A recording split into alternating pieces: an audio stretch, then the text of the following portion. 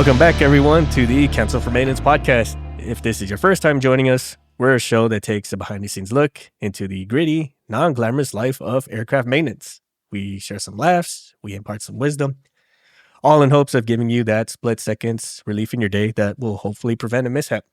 I am your co-host, Six. I'm MVP. And our third co-host, Shoreline, is silently in the back, monitoring our audio, making sure our faces stay fit for radio. So we've been on a little bit of an auditing hick in the past couple of weeks, and some of the stuff we shared with you, like why mechanics stay silent, why whistleblowing is not such a great thing, or why it can be perceived as a negative thing. And a light bulb came in our head as we were doing some of our audits and some of our evaluations, where you have a negative stigma between tribal knowledge and following the rules and regulations. Now, before we get into the tribal knowledge piece, like we've stressed this time and time again that, you know, whatever the rules and regulations say, that's what you do, especially if it's a shall must do statement, right? But likewise with tribal knowledge, when we hear this or when it's being put out to some kind of news or something like that, it immediately turns to something negative. Like, this is how we've always done it, or guys doing some kind of shady, sketchy, or unapproved maintenance. That's obviously terrible. But I think that kind of takes away from like some of the positives of tribal knowledge. And what I mean by that is like tribal knowledge can be like the work culture that you have, or shared knowledge, passed down knowledge from mechanics to technicians and all sorts of that, right? It could be like how you guys conduct yourself in a shop. There's no rules saying specifically how you guys are supposed to work, but say like your shop always wears red on a Friday, or you guys always do fuel line checks the moment you walk in, or the offgoing shift always preps the GSC for the incoming, stuff like that. You know, like there's no written rule saying that you can do that. Maybe some outfits do, some don't. But that's an example of like positive tribal knowledge, where you're passing down the knowledge that you learned onto the next group of people. So, because as we know, sometimes rules and regulations, they can lag, or they take some time to get vetted and incorporated and validated before they put it on paper. So it can be sort of our gap bridge before the regulations catch up. Now that's some of the positives.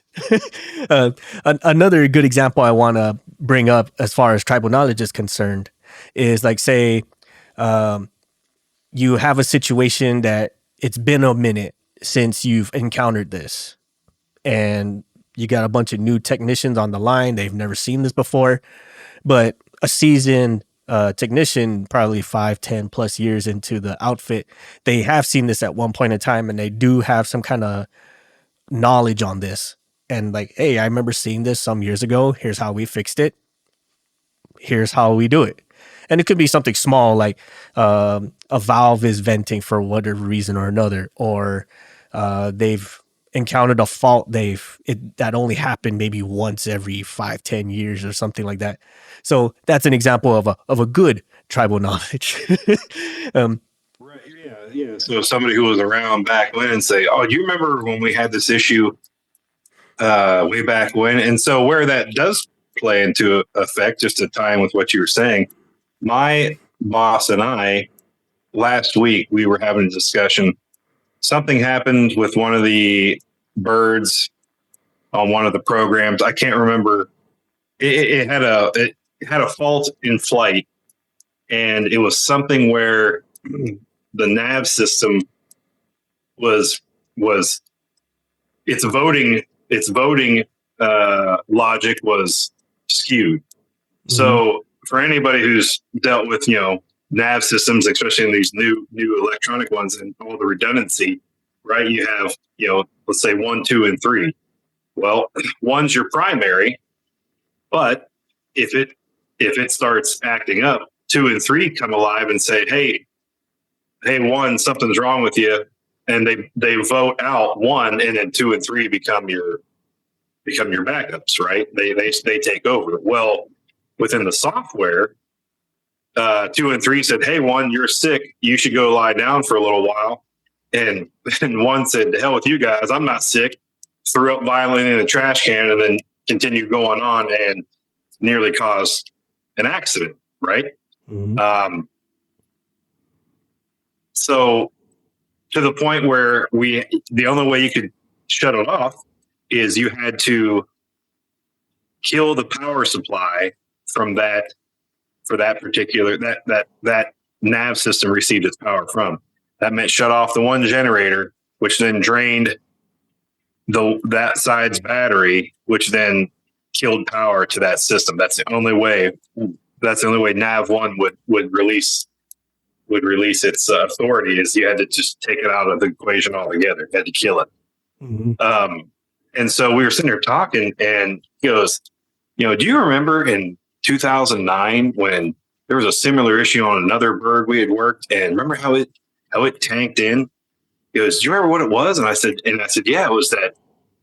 I said, "It was a voting logic thing." I said, "One took over and it wouldn't release its authority." And that's exactly what to do.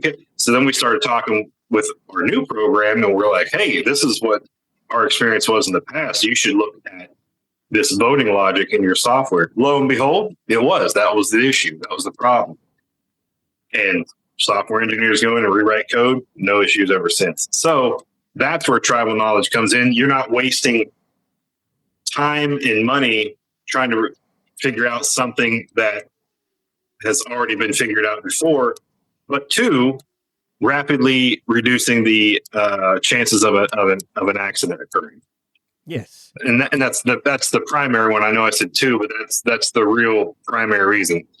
Yeah, that's where tribal knowledge is like a godsend, because you're able to identify and resolve a problem before it really becomes an issue.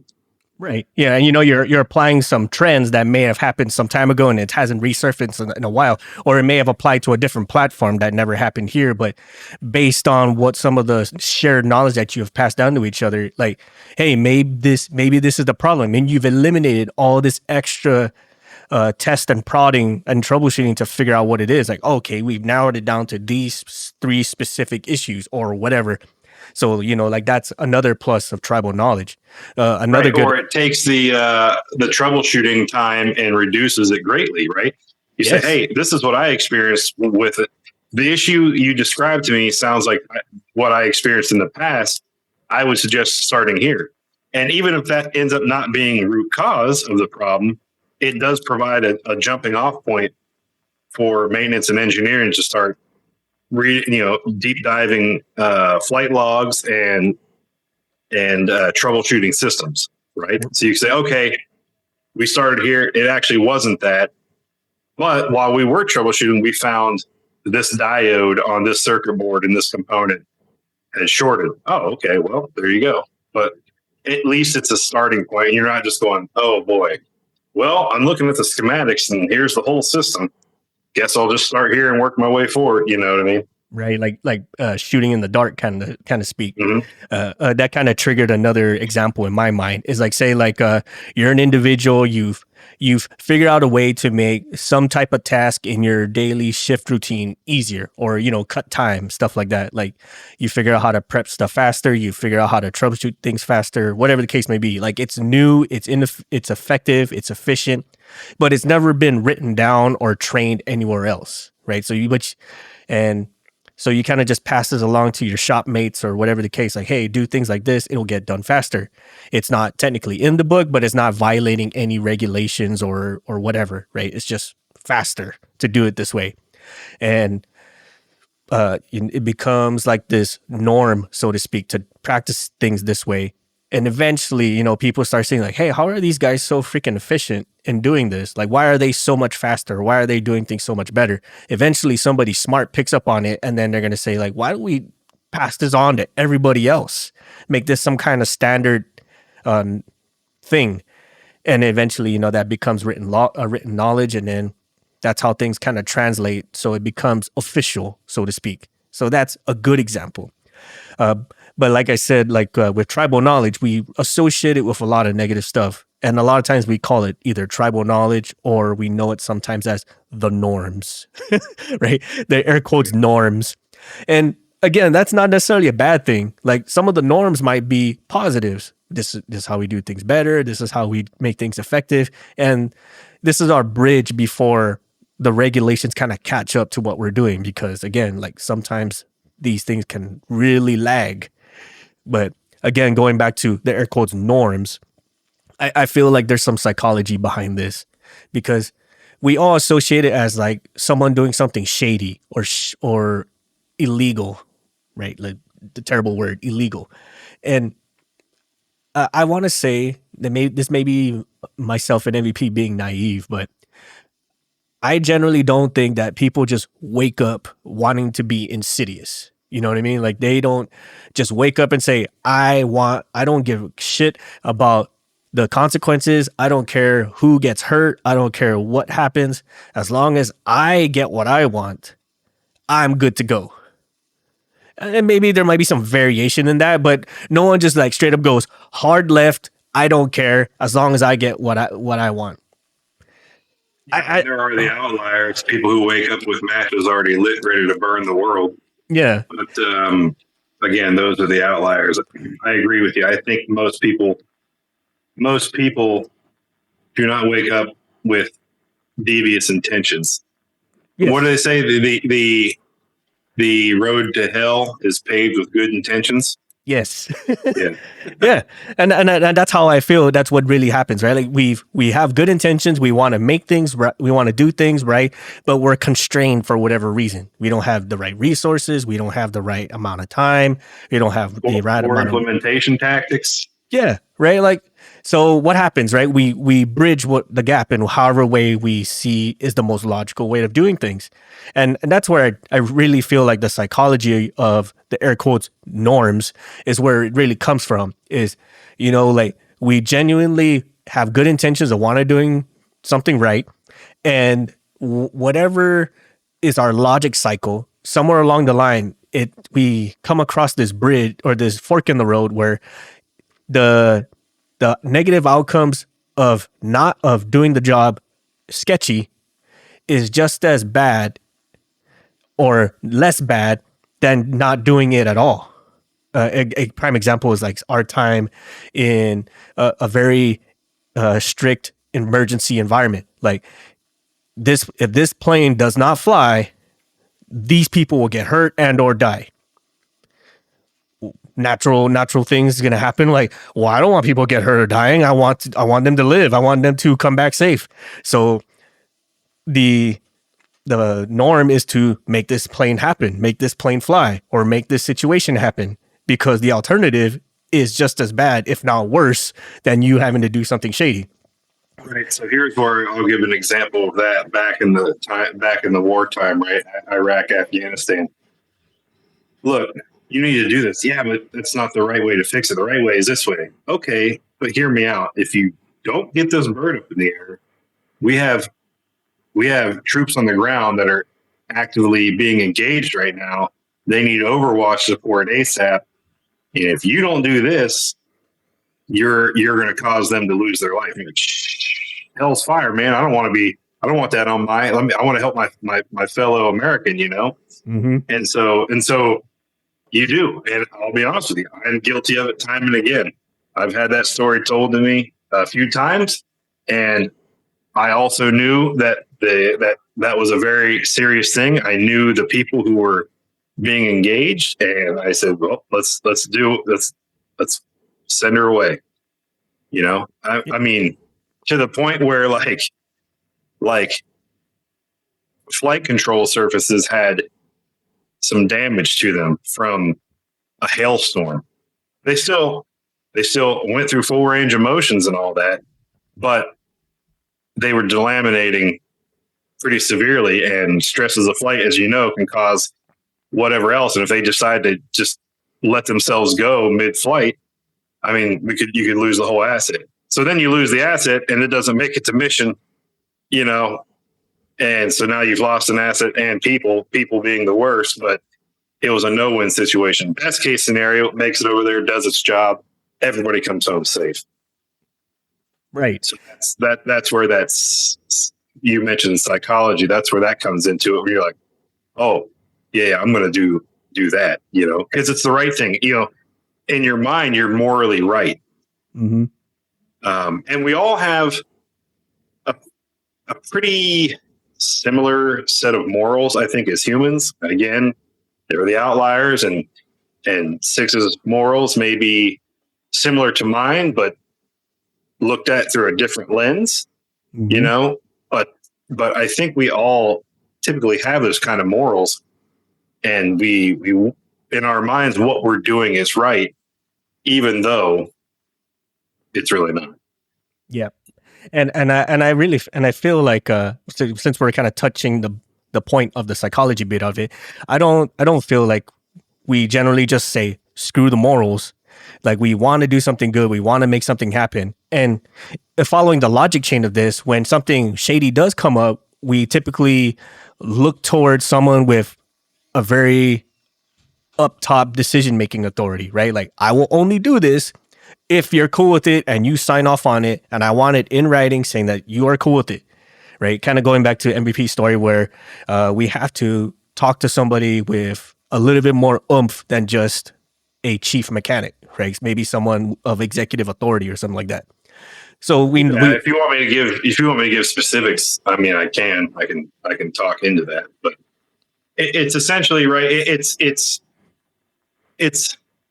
first and foremost, it's CYA for you, and puts the onus of the decision on the owning party of that aircraft, right? Mm-hmm. So, like any job and any relationship, for it to be successful, there has to be positive communication. the minute you know something's wrong with whatever it is you're working on, you have to let the customer know. Mm-hmm. Good, bad, or indifferent responses you're going to get from them, but you have to let them know. They might yell at you to your face, but it's much less of an ass chewing than if you go to them and they say, why isn't my bird in the air? And you're like, funny story about that. 12 hours ago, we broke this and we tried to fix it and haven't been able to. Why am I just finding out about this now? That's, you all know where it's going. So then it's okay. All right, everybody, us as maintainers, what are our options? A, B, and C. Copy that. As the lead at the time, I went in to talk to the customer. I said, hey, here's the issue we just ran into. Okay, this is happening, but for me to fix it the correct way is going to take X amount of time. Now, I can also fix it this way, and it'll take this amount of time.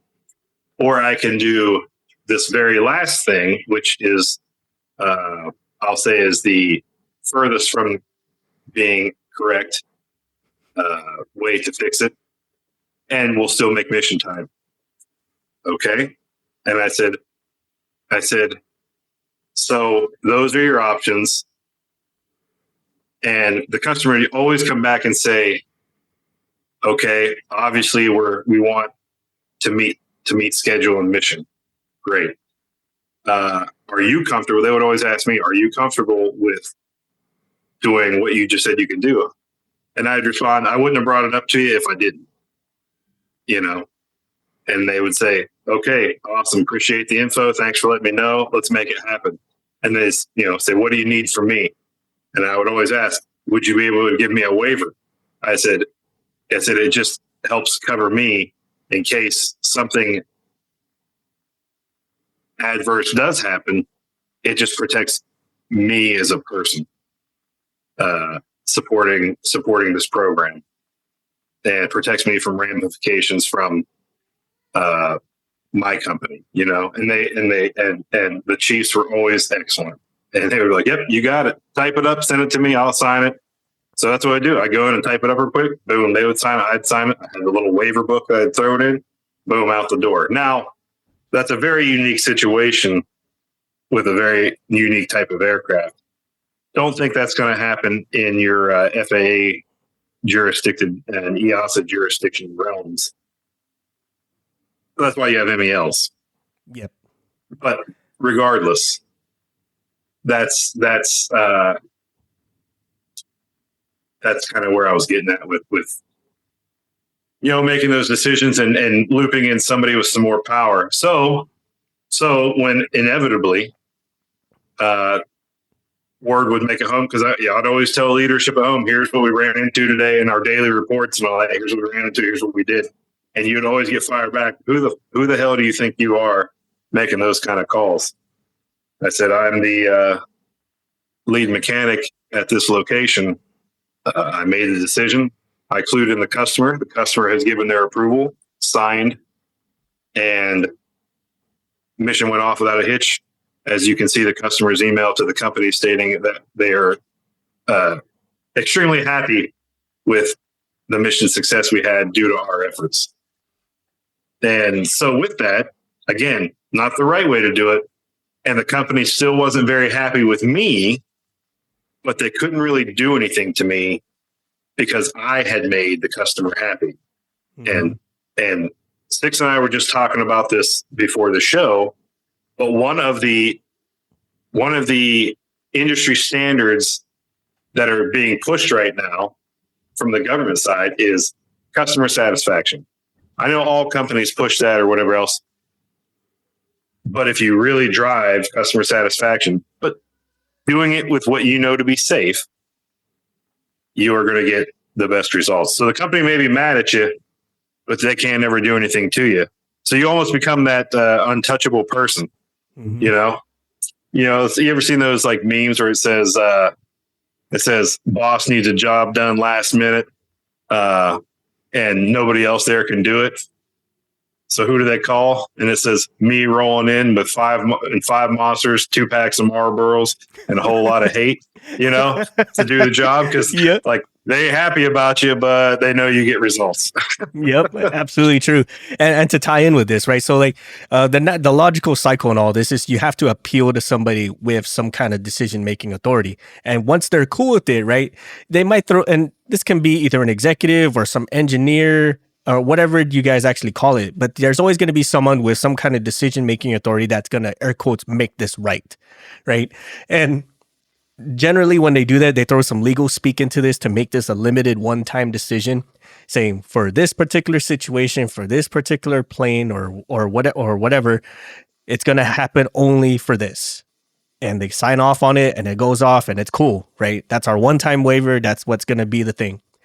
Yeah, it could be an engineering directive. It could be, what's some other terms I've heard? Field service requests. It could be, what is the Marines use? Six. A technical directive, an interim rapid action change. A lot of the acronyms are starting to blend, man.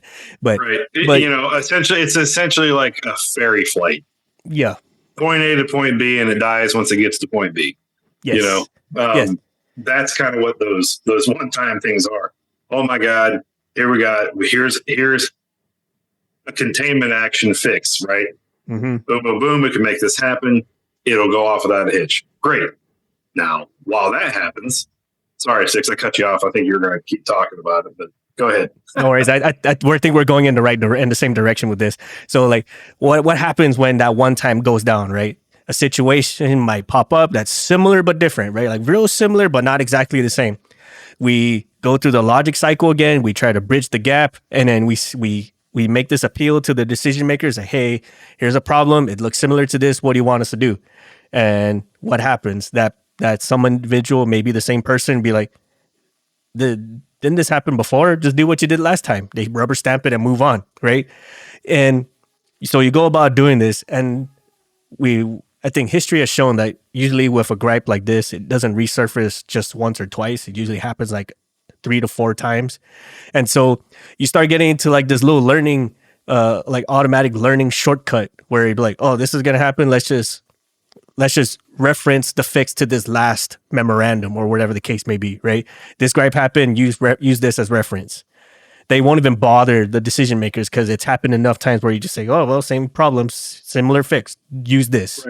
Right. Sign it off with this engineering directive. But here's where the tribal knowledge comes into added effect from a paperwork documentation, knowing your rules and regs standpoint, right? Mm-hmm. So a new guy is going to go out there and they're say, well, what am I doing? What am I signing this off to? Oh, here, just use this engineering directive, right? Go away, do your job, leave me alone. Okay. And they go out there, do the job, sign it off, and da-da-da. And then you as the leader coming by later and you're checking on your guys and your team and you're looking at it and you're going, did this, signed off in accordance with engineering directive, da-da-da. Well, that fucking directive was only a one-time thing. But let me go check. You start looking at the directive. It says right here, it's only a one-time use. And it's good for this date and this date only. We're a week past that. So you go back, hey, nah, we're not good. You can't do that. And then you get into these arguments with control or different departmental management. You can't tell us what to do. We're the SMEs, this and that. Well, you're dumb too, because you're signing some shit off with outdated documentation. God forbid this thing enact some sort of adverse effect in flight. Guess then what? The customer's going to ask, what happened there? Well, what did you fix it with? This thing. But unfortunately, we did the job, but we signed it off with outdated information. Interesting. Yep. Here's the keys to your new car and subsequent award fee funding loss. By the way, we're going to withhold work from you because you've upset us. Yes. You know, like it's just that that's where tribal knowledge can come into play. So let's say you had that one-time thing, got it done, whatever else. Fast forward 5 more aircraft down the line that come out and this issue, but it's a 2-year span between them. And the issue pops up again because your contract says the bird has to be delivered with this software. Well, that software is the problem, and it has the software is the reason that fault occurred 2 years ago. Since then, all the birds have been updated with a new patch revision software, so they don't experience that anymore. And you might say, well, why aren't the new birds being loaded within the revision software? Because that violates the contract. The contract says it will be loaded to this. And anybody who's been in that realm, the minute that freaking seller or the buyer signs the paperwork, the very next thing you're doing is uploading new software. But that's how the contracts world is. I'm not saying it's right and efficient, but that's what it is. Yep. And so somebody was like, oh, we got this software thing. What the hell's going on? You're like, oh man, wasn't there a directive about that a long time ago? What did we do to fix it to one time? So you go back and you go, oh yeah, here it is in the archives. And then you kick that back to engineering and say, hey, we're experiencing this issue again. We need to get through this acceptance test flight so we can sell this thing, so then we can load the new software. So then engineering can pull that back out of the archives, change the dates on it, reissue it out, and you do that. That's the right way to do that. Mm-hmm. You know, the ultimate correct way is the software patch. But until you can get to the point of being allowed to install the software patch, that's the way to do it. Versus you just going, oh yeah, I think we had a directive in the archives. Oh, here it is. Just work to this. Yeah, okay, the information's still right, and that's what they're going to give you, but it's outdated. Like the dates aren't correct. You have to go with current information. That's outdated information. Yep.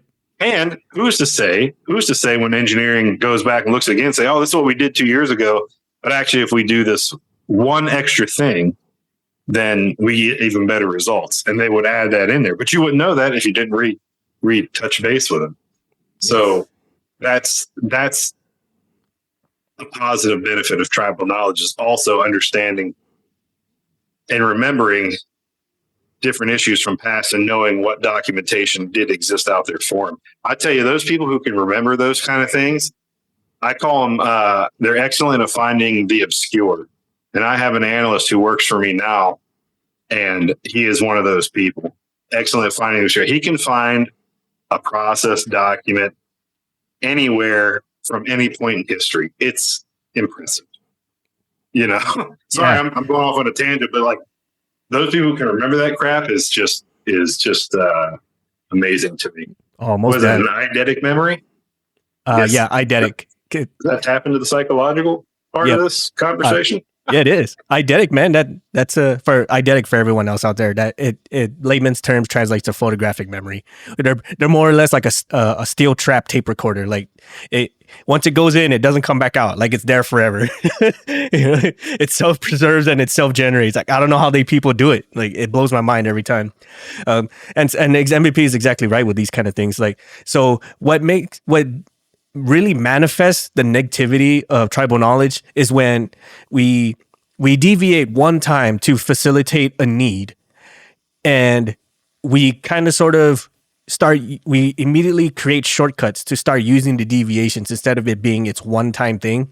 And then when deviations become the norm, that's when it really fully matures into like, this is how we've always done it, right? That we've bridged the gap one time, and we start to somehow, some way, with good intentions, figure out that deviation is much better than just taking the normal process route or the normal regulations, because it's quicker, it's faster, it's easier on everybody. And then once that becomes so commonly practiced, it becomes the norm, and then that becomes the negatives, which everybody sees. We see this time again, especially for veteran mechanics. When I veteran, I mean like seasoned guys who've been around for some time. You hear this appeal a lot, like, well, this is how we've always done it. I feel you. I truly feel you. And when they say that, or when anyone says that this is how we've always done it, what they're really saying is like they're trying to appeal to the logic that was pertinent at the time. Does that make sense? I think I might have lost myself on that one. We fixed this one a long time ago. There's no need to invest additional time and effort into doing it. Now, sometimes, it's not saying it's a one-time use for a deviation. A deviation can become part of your normal procedure.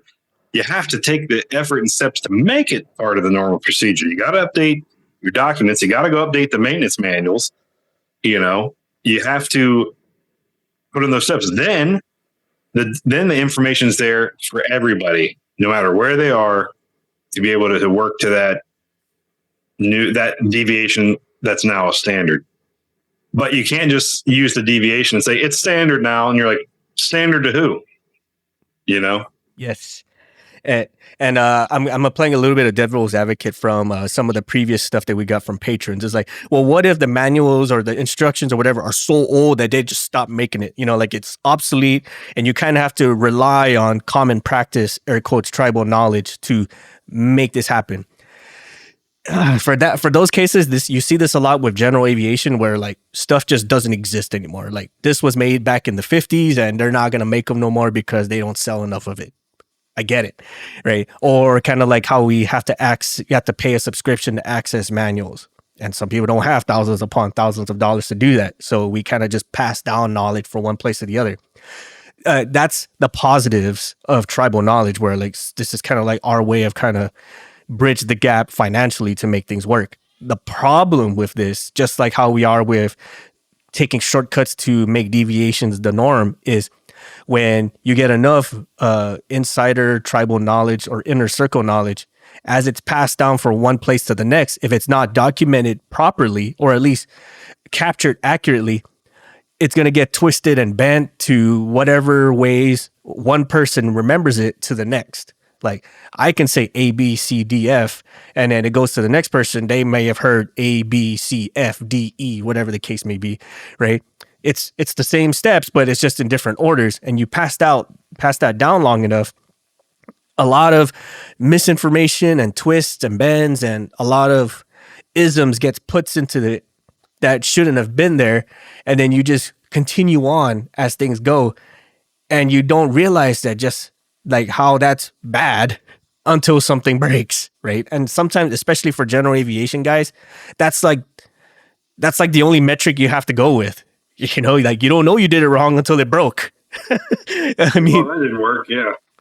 Yeah. And I see an example of this with a lot of traveling mechanics, especially like self-employed traveling mechanics. They go to a job, they see the aircraft, the previous mechanic says, "Oh, all is fine, freaking clean as a whistle." Hell yeah.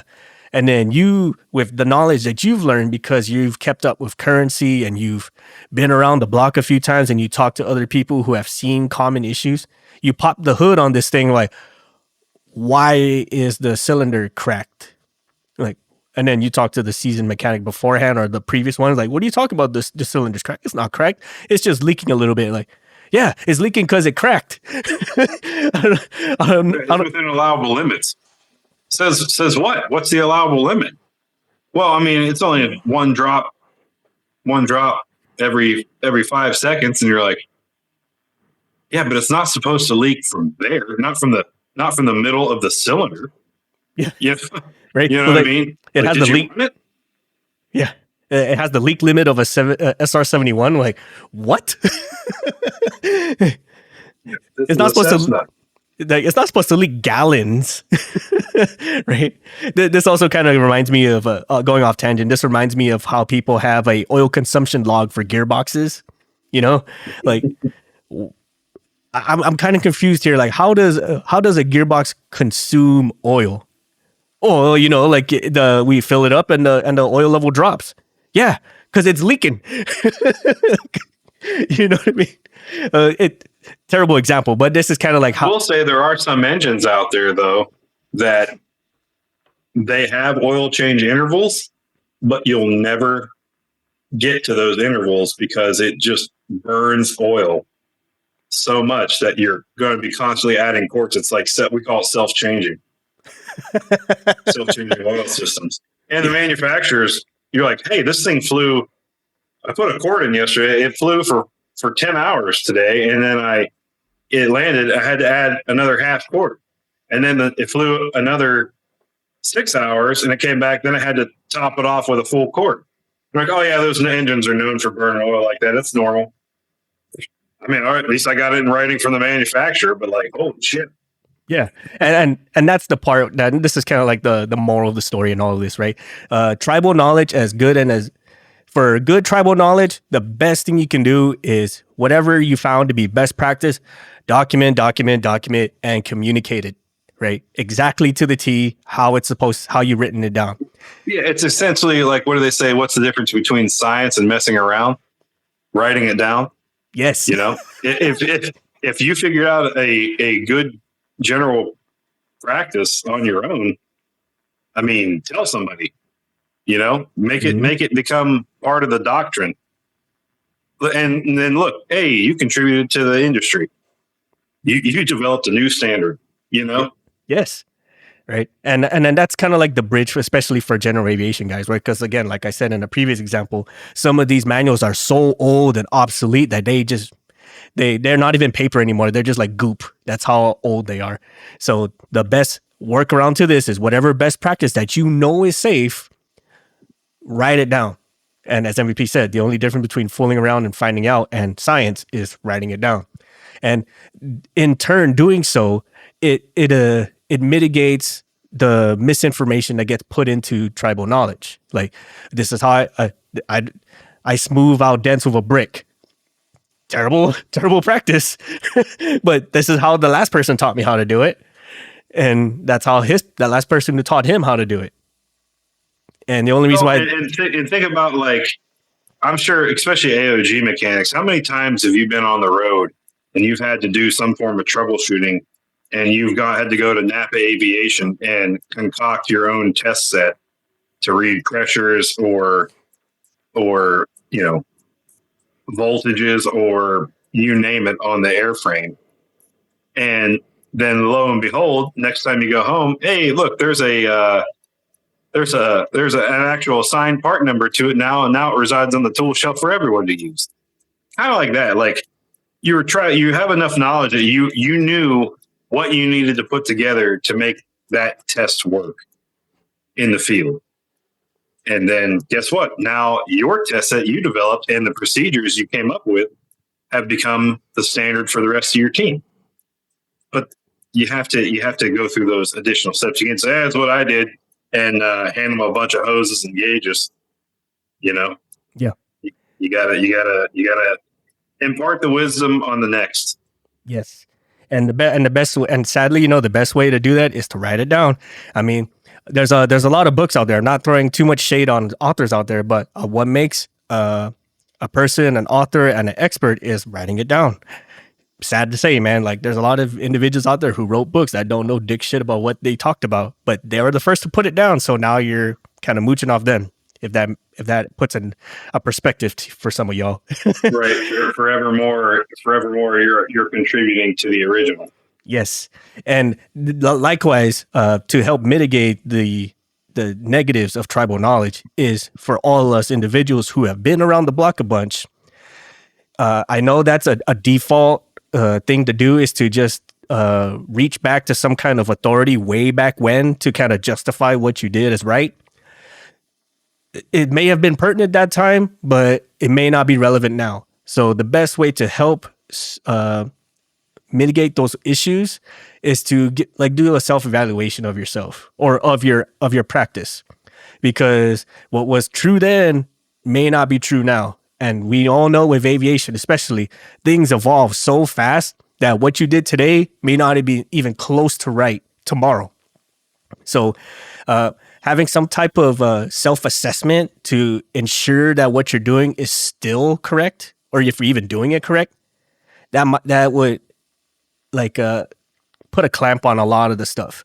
Besides documenting things, besides writing it down, do a self-check test, right? Is this still right? Does this still work? Do these manufacturers still make quality hoses? Or I'm just giving a shitty example, but do these hoses still hold up true?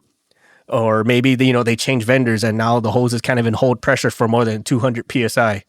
That's another extreme example, but you never know. And that's really the best way to do it, is to kind of test your theories, right? Constantly test and challenge it. And this may feel like a kick in the balls. Like sometimes you got to have the new kids test you out, right? Like challenge me, question my knowledge, have me try to reach back into the memory bank and pull stuff out, because I might have been exposed to it at one point in time, but I'm not going to memory recall everything. Unlike some of those with the idyllic memory, who have like tape recorders for memory banks. It just, once it's in there, it never goes away. And that's kind of like a practice for myself, really. Like whenever new kids come into the block, or whenever there's new trainees, like I try to make it a thing to try to like insert myself into their training regime, not because like I want to stump the chump. It's because sometimes they're learning new things that I may not have been privy to, or sometimes they'll ask a question that I haven't heard asked to me in so long that I literally forgot the answer. So like, that's a good question. I know I've heard this somewhere, but let me go look this up, Or you may not say that directly to them because you want to sound like the all-knowing mechanic. I get it. I've been there. Here's one thing I'll suggest, though. If you're out there working and you figured out a better way to do it, best thing I can suggest to you is send an email to the rest of your team. Hey, everybody, here, almost like a pass down, but it can just be kind of a notification blast to your team. Mm-hmm. Hey, everybody, I ran into this issue last night. Here's what I did to fix it. I was able to concoct this out of this and able to apply this to that. And lo and behold, I made it work. And then ask your boss, hey, this worked. How do we get this? How do we get this to be able to be done every time? And work with your leadership on making that, a standard. I mean, we had, at one operation I was at, we had a condensed version of starting, you name it, private jet, but in a very condensed fashion. You didn't have to go through and turn on. If you followed the flight manual, oh my God, you were turning on a whole bunch of stuff you didn't need. But we had it condensed down to the fact that you only needed these things, these systems to be on to be able to run, taxi, whatever. You know what I mean? You didn't need all the other stuff. And, but the flight manuals didn't have that. So it would take you, especially if you're not flying every day and you're not used to it, it's going to take you a while to get through the checklist just to go out and do a simple run. So in a sense, we could chisel off maybe 30 minutes from, our engine run time to go out and do a specific check. It'd normally take an hour with the flight manual. With this condensed list, we could do that. We could chisel off time. So that's what we're getting at. Like, but a seasoned guy is the one who developed that. He knew that you only needed to do these things to test what we needed to test. So, okay, let me make something that everybody can use, so we're all not wasting time here. Yes, that's a very good point. And again, it's, you gotta have to treat it like a patent. First to document, first to get the patent. As sad as that is, right? But that's kind of like how you have to treat it. Like, unless you put it down somewhere somehow, it's gonna get lost. So think of it that way too. Like, if it's a great thing, if it's an awesome idea, if it's something that is gonna benefit, put it on paper or put it somewhere, like somewhere where it's recorded. So it's something that we can test theories on, or to try and see if it still holds true. Because if it doesn't, altogether it just becomes tribal knowledge, and tribal knowledge in the fashion that it gets lost in translation. Right.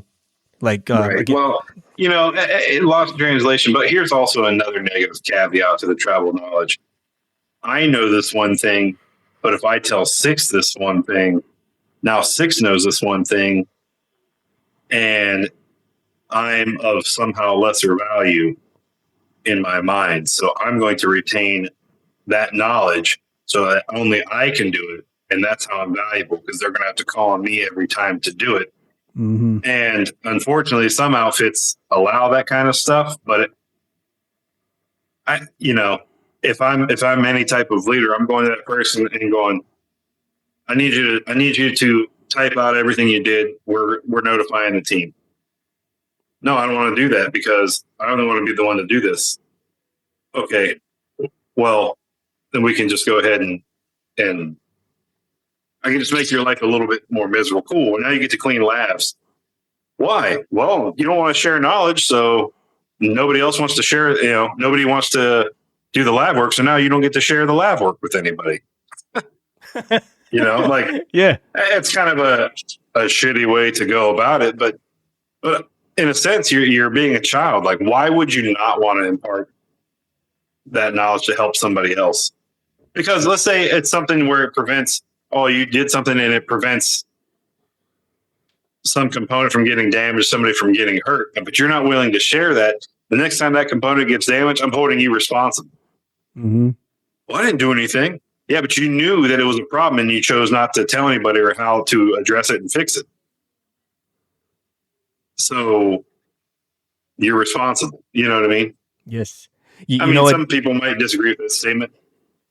I'm not saying you're responsible for for the fixing of whatever the problem is with the aircraft, but you could have let somebody know that there is a problem with the aircraft. Well, I told you there's a problem, but I didn't tell you what specifically. Okay, well, a problem can be as simple as, I'm missing 1/4 inch bolt to finish the job. Or, hey, I just clipped the wing on the side of the hangar as I was taxiing by, Yes.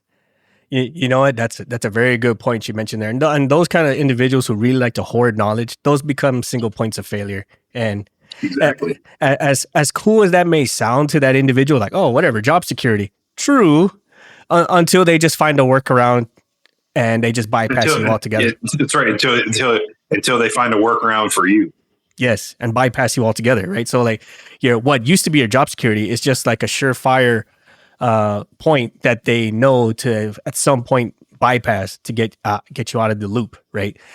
This has kind of triggered a memory of myself where another issue with why people divert to tribal knowledge is because the rules and regulations are just too rigid. You know what I mean? Like, they're too inflexible, and it's either like you do it, it's like zero compliance or zero tolerance, right?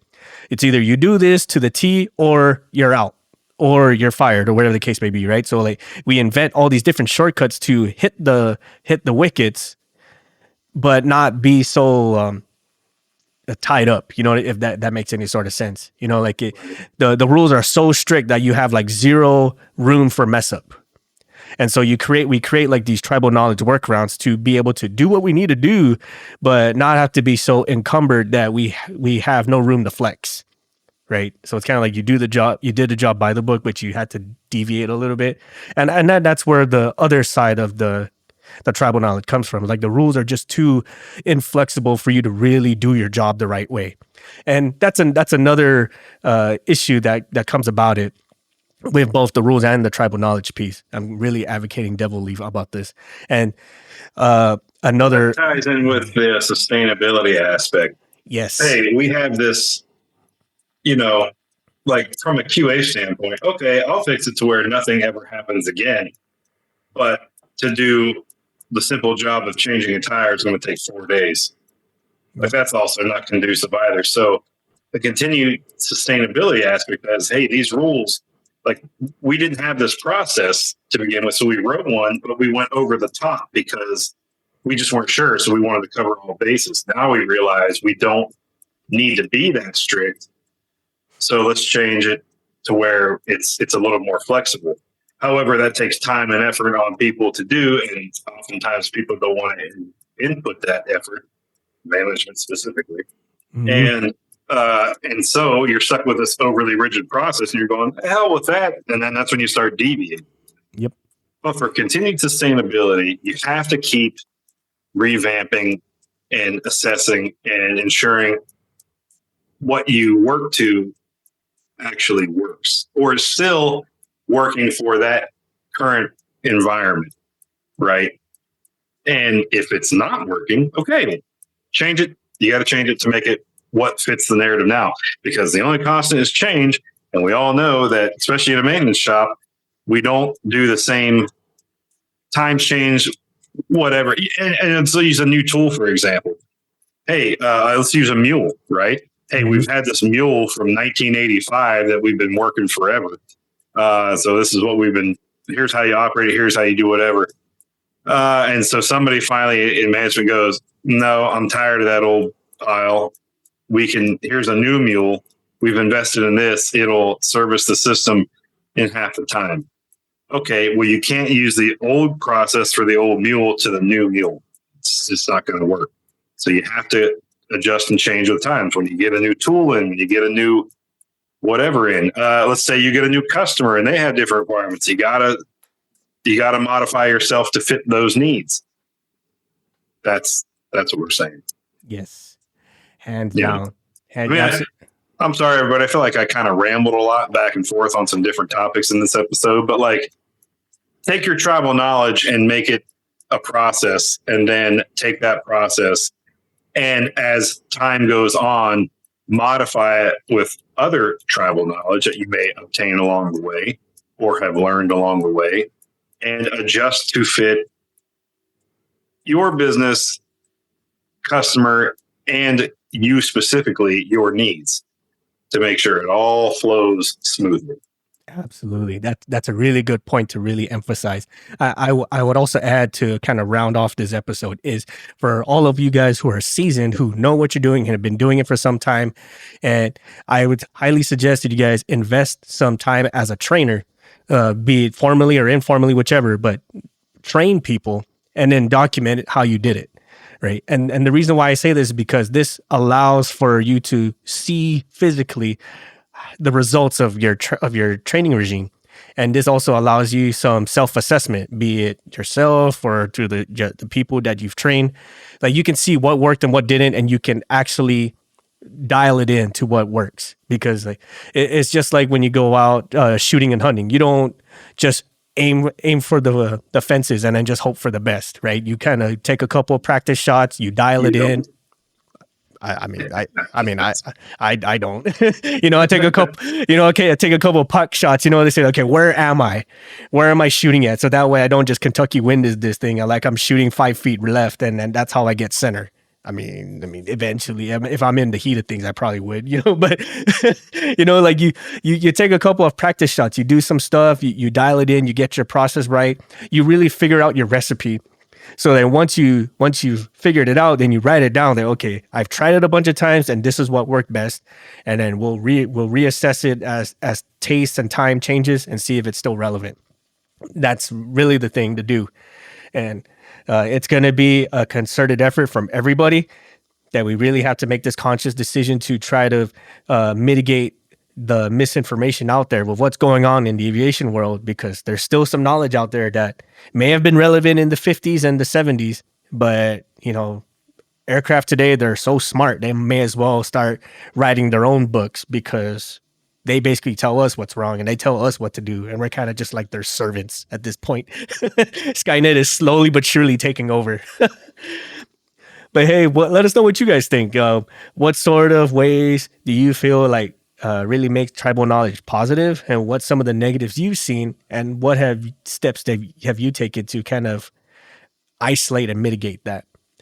Let us know in the comments. Let us know. What steps have you done to isolate and mitigate the bad tribal knowledge? But then what did you do to ensure the good knowledge was dispersed out to the masses? That is true. That is a very good point. Like, how did you sustain that? How did you keep it going? How do you keep that alive, right? Because the only way to get rid of the bad stuff is to make it not the norm, if that makes any sort of sense. I think I might have lost myself on that one, right? But the only way to make the bad shit not exist anymore is to like not make it the cool thing to do. If that makes any sort of sense. Let us know. Feed it. Yes, that's it.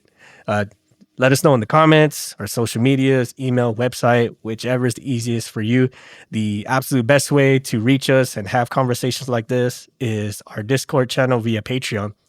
All our patrons out there, we thank you so much for your contributions, and also provoking these types of conversations with us that we can likewise distribute out to you guys. Hey, on that note, we appreciate you all for listening, and we'll see you all on the next one. Bye, everybody. Bye, everyone. We would like to take this time to thank our patrons for supporting our show and allowing us to make episodes, maintain our gear, and create merch for all of our listeners. With special thanks to Erica Lamont, Chris Hawkins, Eric Shaw, Dan Schubert, Ryan Frushauer, Kyle Keir, Mike Sherwood, Caleb Stockhill, and Jennifer Brofer. Thank you all so much for your support and patronage.